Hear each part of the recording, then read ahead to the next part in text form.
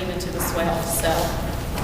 All right, because this is such a large site and we are sending pretty much all of our runoff to one central location, we wanted to look at some design features to help lessen the impact of that runoff. And what we looked at were green roofs and permeable pavement. The green roof just basically consists of layers of soil and vegetation on top of the buildings that would allow some of the water to soak into the ground instead of going to a gutter system and then eventually to the swale. And we also looked at permeable pavement, which works in a similar fashion. It reduces your total impervious area of the site by allowing some of those stormwater to infiltrate through the pavement and directly into the ground instead of running off and going to the bottom.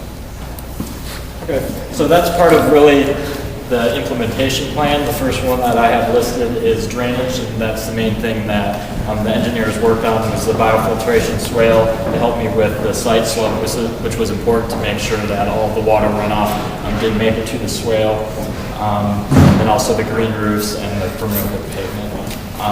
Another part of the broad overall concept has to do with parking, because parking is obviously very important in this. I have pretty much at the core of the site is the bioswale, and then it's surrounded by majority of parking, and there's also some underground parking underneath each building.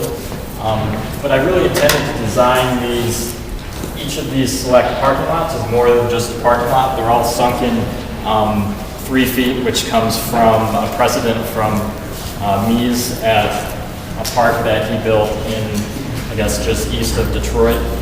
And I really wanted each of these little distinguished parking areas to be more of an outdoor room.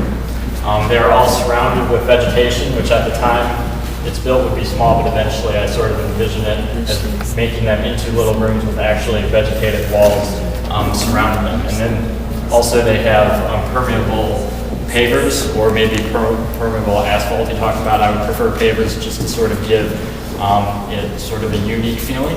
And my intention was during the day that each of these little parking lots could be used for parking for all of the buildings and the activities, but on weekends and maybe evenings, they could actually be rented out and they could serve some sort of community or public purpose, or even rented out for private purposes. I was thinking that maybe perhaps in one of these buildings, there could be some sort of recreation hall on the ground floor, rentable space, and you could even set up for weddings or festivals or community theater or something like that, and really utilize the space so that it's more than just a parking lot.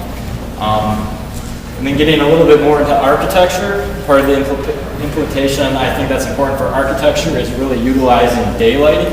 And through that, I wanted to emphasize using things like louvers, skylights, window walls, and cantilevered floor plates in order to shade the light and let it in certain amounts of light at particular times during the day. Also, materiality is an important part of my concept.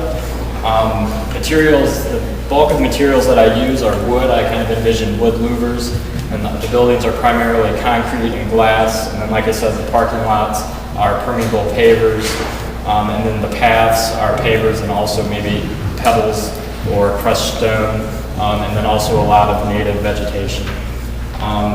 I also want to emphasize the importance of sort of the inside being the natural aspect, and the outside I designed it so that the buildings have a very hard edge condition up against the street front, pretty much all the way around. And then so the design is meant to sort of bring the nature from the inside out and then bring the urban from the outside in.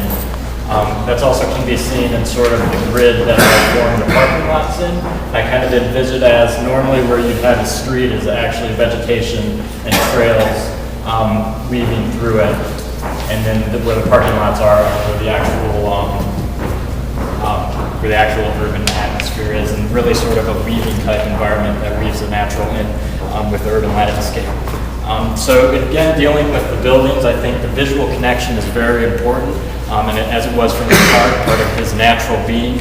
I kind of see the fronts of all the buildings. The buildings are only 80 feet wide. They're going to be open floor plans, and they're primarily poured concrete columns and floor plates. And I really like concrete because of its organic feel and how it can be shaped and so forth. And I kind of envision floor plates being pulled out into the environment to provide outdoor spaces and maybe pulled inside to provide larger windows and double height spaces.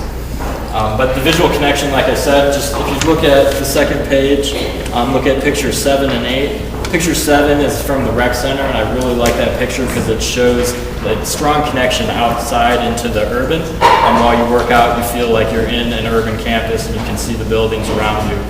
And then picture 8 is just a precedent that I used, and instead of looking out into a distinct urban environment, you're looking out into a natural environment. So I really envision when you look inside to the site, it's going to be very natural for the most part. When you look out, it's going to be very urban. So when you're inside the buildings, you get the feeling of both, and you get the feeling of that connectivity.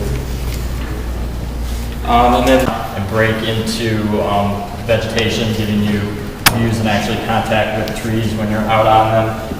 And then also the terraces and boardwalks. I've designed a boardwalk that follows on both sides the entire length of the swale. And then there's also some boardwalk and trails, and there's also some trails in that meander through the vegetated space that is in between the parking lots.